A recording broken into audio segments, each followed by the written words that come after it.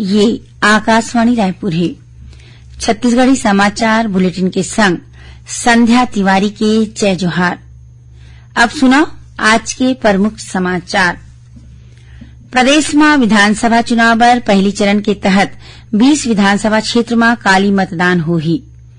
चुनाव आयोग ह जम्मो तैयारी के संग सुरक्षा के पुख्ता इंतजाम करे हे। केंद्र सरकार ह महादेव बुक समेत 22 अवैध सट्टेबाजी ऐप ऊपर रोक लगा दे हे। नारायणपुर जिला के अबुझमाड़ के मलखंभ खिलाड़ी मन ह मुंबई में होए रियलिटी शो इंडिया गॉट टैलेंट में जीत दर्ज करके इतिहास रचे हे। अब समाचार विस्तार ले। प्रदेश में विधानसभा चुनाव बर पहली चरण के तहत 20 विधानसभा क्षेत्र में काली मतदान होही। एकर बर चुनाव आयोग जम्मो तैयारी पूरा कर ले हे।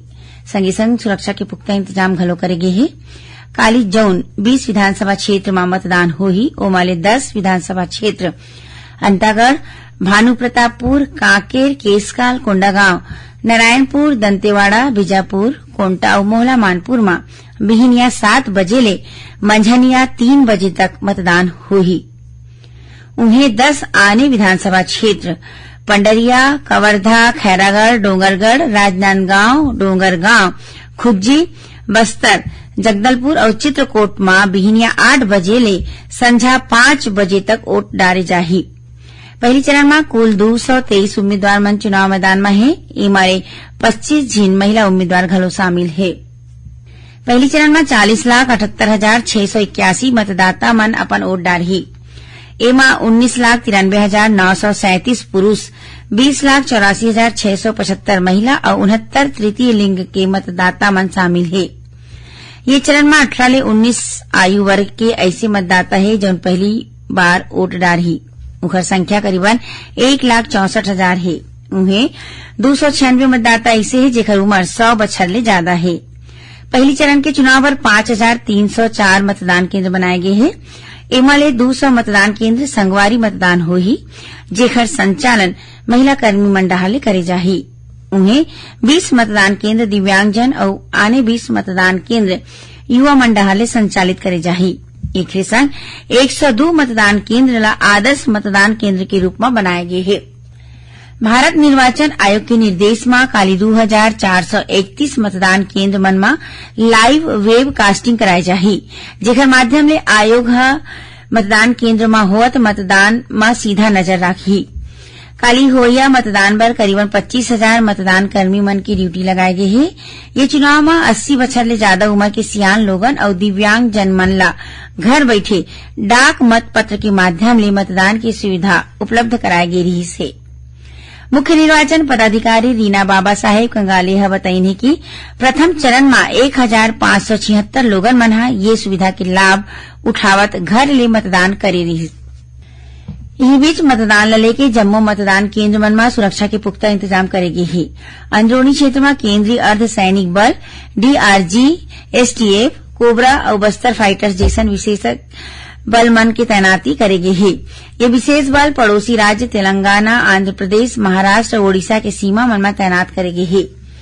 माओवाद प्रभावित अति संवेदनशील 600 ले ज्यादा मतदान केंद्र में त्रिस्तरीय सुरक्षा घेरा बनाए गए हैं। उन्हें माओवादी गतिविधि मन के ड्रोन और हेलीकॉप्टर ले निगरानी करे जाही।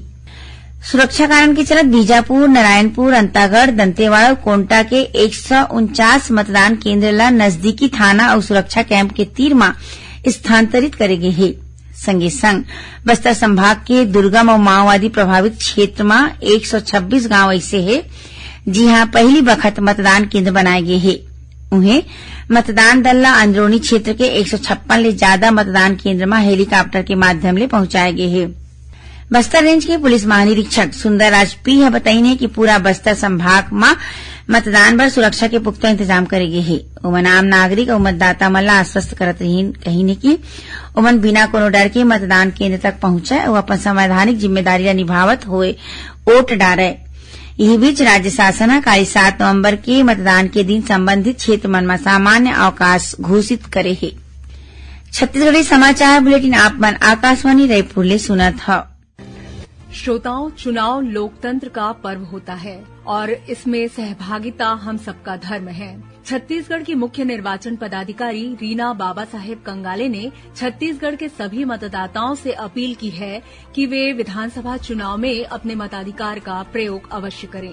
मेरी सभी मतदाताओं से ये अपील रहेगी कि एबर वोट देने जाओ जी, चुनावी त्योहार मनाबो जी। अवश्य रूप से आइए और इस त्योहार में अपनी सहभागिता दें और पूरी कर्तव्य निष्ठा के साथ में इस जिम्मेदारी का निष्पादन करें।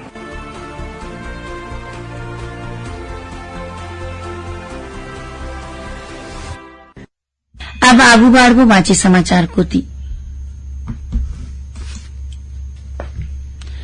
प्रदेश में होलिया विधानसभा चुनाव के तहत चुनाव आयोग फोटोयुक्त मतदाता पहचान पत्र के संग 12 ठीन वैकल्पिक दस्तावेज ला मान्य करे हे। एमा आधार कार्ड, मनरेगा job card, driving licence, PAN card, भारतीय पासपोर्ट, फोटोयुक्त पेंशन दस्तावेज, केंद्र राज्य सरकार और निजी कंपनी डाले जारी करेगे फोटो पहचान पत्र, बैंक या डाकघर डाले जारी पासबुक, स्मार्ट कार्ड, स्वास्थ्य बीमा कार्ड, सांसद, विधायक और विधान परिषद सदस्य मन ला जारी करेगे। सरकारी पहचान पत्र के संगे संग केंद्रीय सामाजिक न्याय और अधिकारिता मंत्रालय डाहर दिव्यांगजन ला जारी यूनिक डिसेबिलिटी आईडी कार्ड शामिल है। मतदाता मन एमाले कोनो भी दस्तावेज पेश करके वोट डाल सके है। इन्हीं बीच दूसरा चरण के तहत 70 विधानसभा सीट मन में होया विधानसभा चुनाव बर प्रचार प्रसार तेज हो गए है। यही कड़ी में भारतीय जनता पार्टी के राष्ट्रीय अध्यक्ष जेपी नड्डा आज जसपुर जिला के पत्थरगांव में भाजपा प्रत्याशी मन के पक्ष में आम सभा ला संबोधित करी। असम के मुख्यमंत्री हिमंत बिस्वा शर्मा जांजगीर चांपा जिला के अकलतरा और पामगढ़ में भाजपा प्रत्याशी के समर्थन में रोड शो करके आम सभा ला संबोधित करी। उन्हें केंद्रीय मंत्री स्मृति ईरानी धमतरी जिला के नगर पंचायत आमदी में आम सभा ला संबोधित करी। दूसर कोती मुख्यमंत्री भूपेश बघेल बेमेतरा जिला के ग्राम भीमौरी में कांग्रेस प्रत्याशी के पक्ष में आम सभा ला संबोधित करी। फिर उप मुख्यमंत्री टीएस सिंहदेव अकलतरा विधानसभा क्षेत्र के ग्राम नरियरा में चुनाव सभा ली। केंद्र सरकार महादेव बुक समेत 22 अवैध सट्टेबाजी ऐप पर रोक लगा दे है। इलेक्ट्रॉनिक्स और सूचना प्रौद्योगिकी मंत्रालय महादेव बुक और रेड्डी अन्ना प्रेस्ट्रोपो समेत 22 अवैध ऐप और वेबसाइट में रोक लगाए संबंधी आदेश 5 नवंबर के जारी करी। प्रवर्तन निदेशालय ईडी छत्तीसगढ़ में महादेव बुक पर छापा की कार्यवाही और जांच के बाद केंद्र ले एक सिफारिश करे रहीस। ईडी ये मामला में छत्तीसगढ़ पुलिस के कांस्टेबल भीम सिंह यादव और असीम दास ला धन शोधन के आरोप में गिरफ्तार करे है।